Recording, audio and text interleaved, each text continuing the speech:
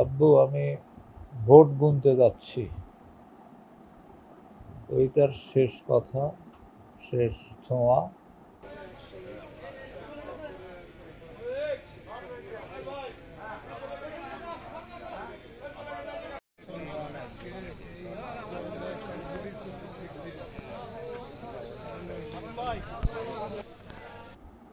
ভোটের ডিউটি করলো প্রীতিলতা হলে, সম্পূর্ণ ডিউটি কভার করে কাগজপত্র সব জমা দিয়ে বাসায় এসে আমাকে জানালো আব্বু সব সুন্দর মতো হয়ে গেছে, কোনো অসুবিধা নাই। তা আমি বললাম যে তাহলে খেয়ে দিয়ে রেস্ট নাও। তো বললাম যে আব্বু নামাজ পড়িনি, নামাজটা পড়ে নি, তারপর খেয়ে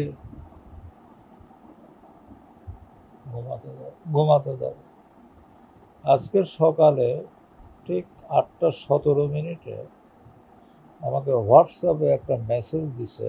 মেসেজটা হলো, আব্বু আমি ভোট গুনতে যাচ্ছি, ওই তার শেষ কথা, শেষ ছোঁয়া।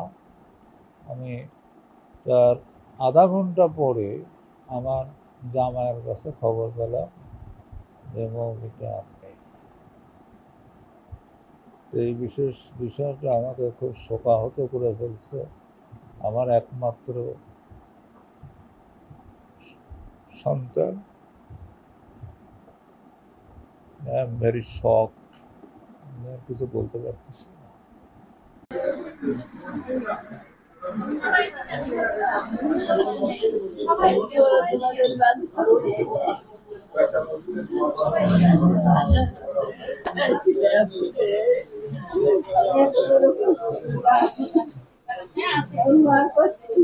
বোন, আমার মামার তো বোন, আপুর কথা বলে আসলে শেষ করা যাবে না।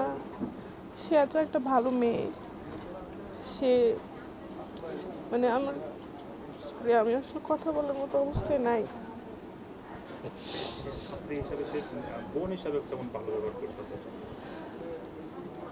বোন হিসেবে বোনের সাথে কেমন ব্যবহার করবে, স্বাভাবিক। সে আমার বোন, তাকে আমি তো অনেক ভালোবাসি। তার এইভাবে যাওয়া আমি মেনে নিতে পারতেছি না।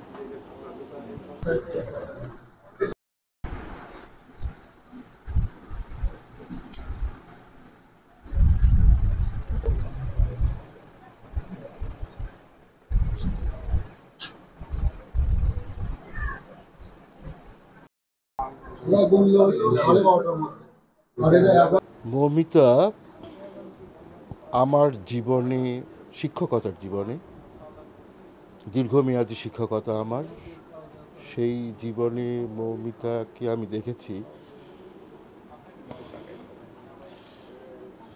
অনবদ্য মানুষ হিসাবে। এরকম সৌম্য শান্ত মেয়ে ছাত্রী আমি আর কখনো পাইনি।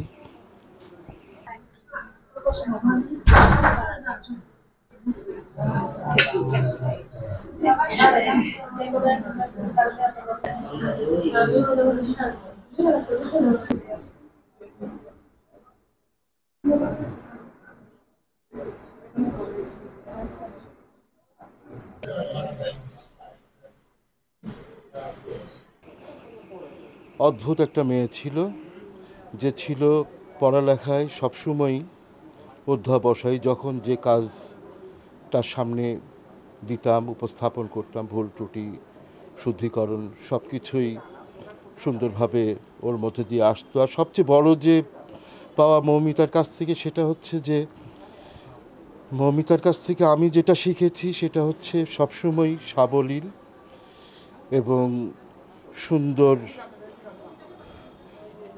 অবয়ব নিয়ে থাকা।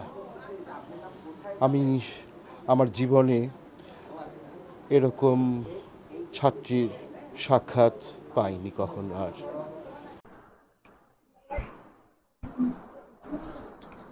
প্রতিবেশী এখানকার